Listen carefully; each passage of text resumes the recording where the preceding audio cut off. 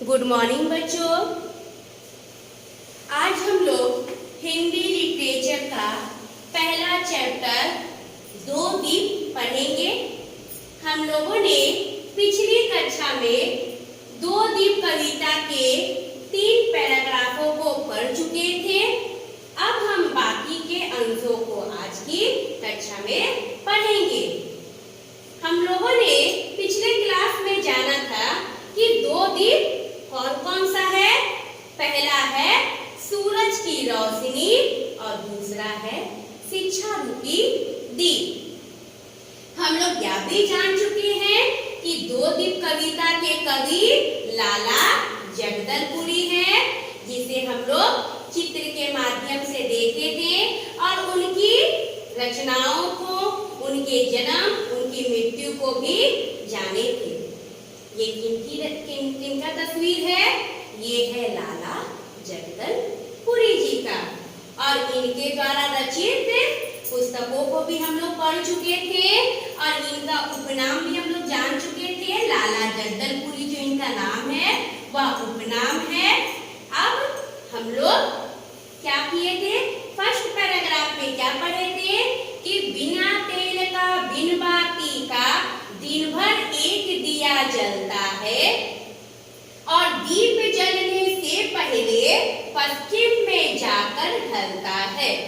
एक बार हम लोग फिर रिवीजन के तौर पर पढ़ रहे हैं कि यहाँ पर सूरज रूपी दिए की बात की जा रही है, जो बिना तेल और बिना बाती का दिन भर जलता है।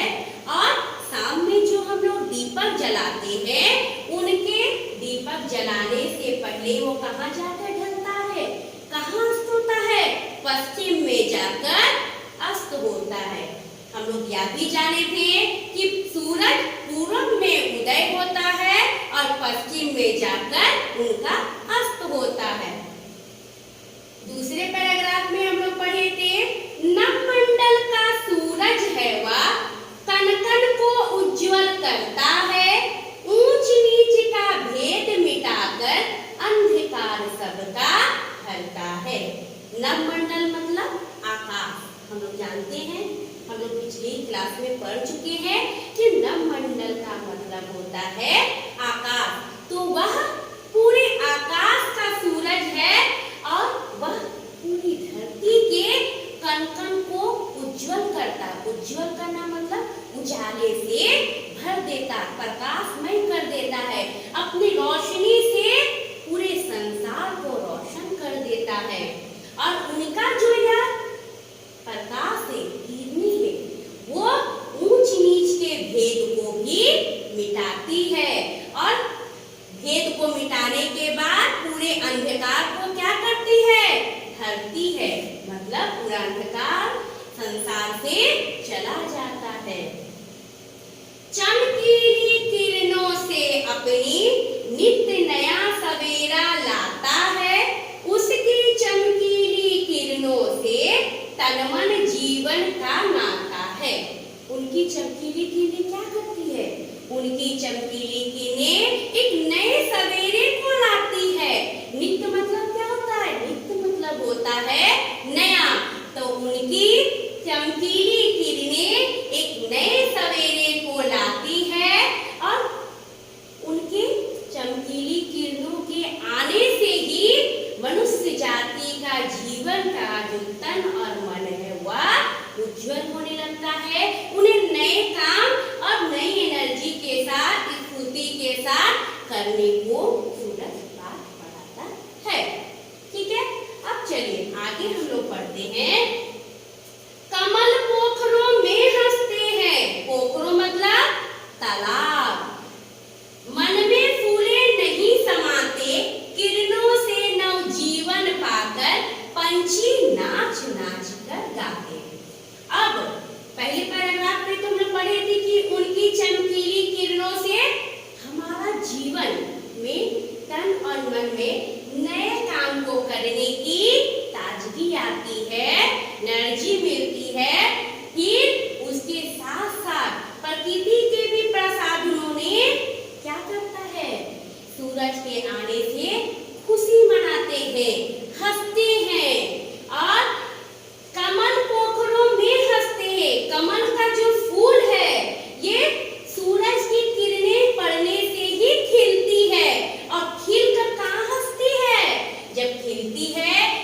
ऐसा लगता है कि वह पूरे हंस रही है, पूरे खिलखिलाकर हंस रही है। अब पोखरो मतलब क्या होता है? तालाब। हम लोग जानते हैं कि कमल तालाबों में ही खिलते हैं, तो कमल पोखरों में हंसते हैं। कमल का फूल तालाब में उगते हैं और सूरज की किरणें पड़ने से वह खिलखिलाकर हंसने लगते हैं, मतलब पूरी तरह से खिल जाते हैं। मन में फूले नहीं समाते, तो इतना हंसते हैं कि उनको बहुत अच्छा लगता है और उनका मन पूरा क्या होता है?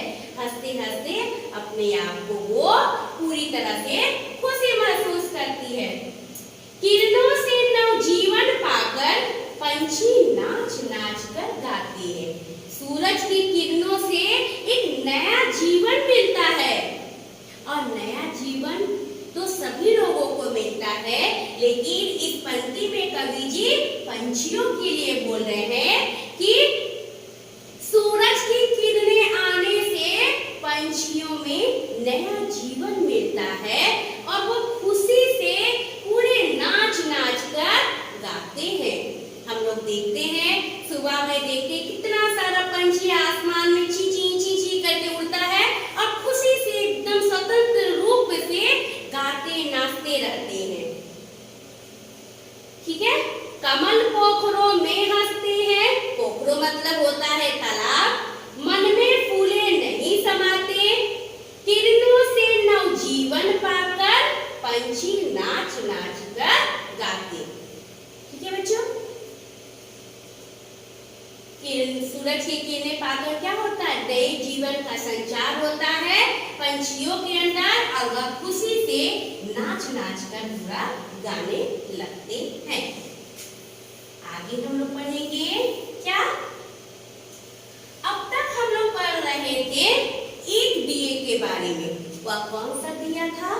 सूरज। अब हम लोग 4th पैराग्राफ में किसके बारे में पढ़ेंगे? शिक्षा रूपी दीपक। एक और दीपक जो है, कवि 2 दीपकों की बात कर रहे हैं, एक है सूरज और दूसरा है शिक्षा रूपी दीपक। तो एक दीपक जलता है ऐसा भारत माँ के आंगन में। भारत माँ के आंगन में एक और दीपक ऐसा जलता है जिसके आगे नतमस्तक है। नतमस्तक मतलब शीश झुकाना। जिसके आगे शीश झुकाता है ढलता सूरज नील गगन में। नीले आकाश में जो सूरज डूबता है, अस्त होता है, ढलता है, तो देखिएगा पूरा आकाश क्या होता है? नीला बना जाता है। जबकि उनका जब सूरज का उदय होता है तो पूरा आसमान लालिमा से भर जाती है। ठीक इसके विपरीत जब सूरज का अस्त होता है तो पूरा आकाश नीला हो जाता है, और उस नीले आकाश को क्या कहते हैं? नील गगन। गगन का मतलब क्या होता है? आसमान, आकाश। तो नील गगन मतलब होता है नीले रंग का आसमान।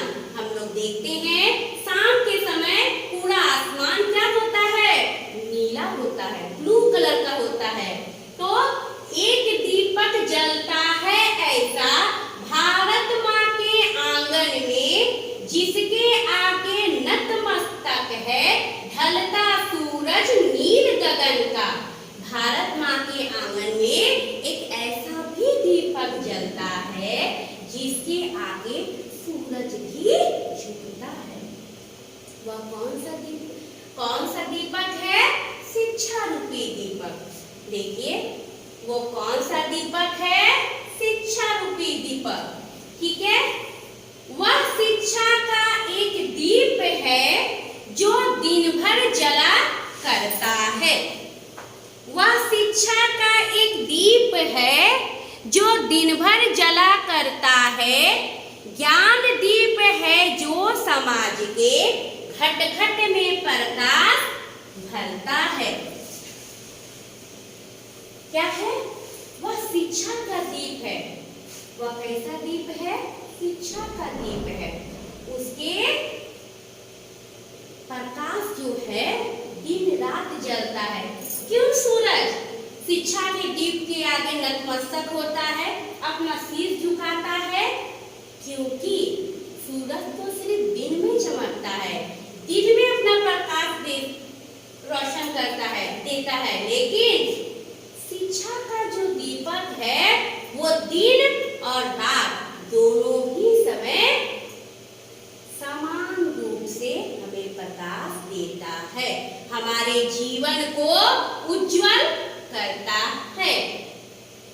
ज्ञान दीप है जो समाज का ज्ञान रूपी दीप कौन है?